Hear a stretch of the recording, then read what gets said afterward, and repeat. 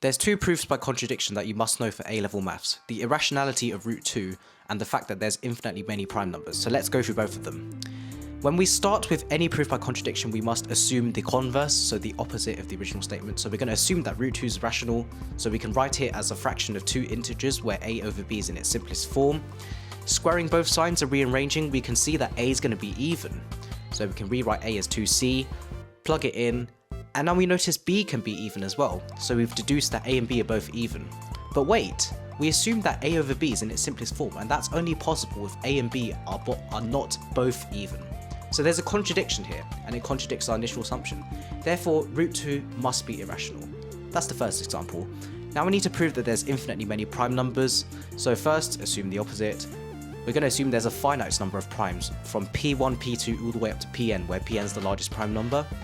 Now we're going to multiply all the prime numbers together and add 1 to this number.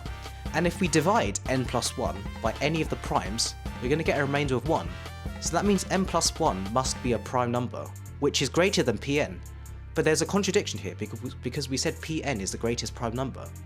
So, by contradiction, there must be infinitely many prime numbers. And that's it.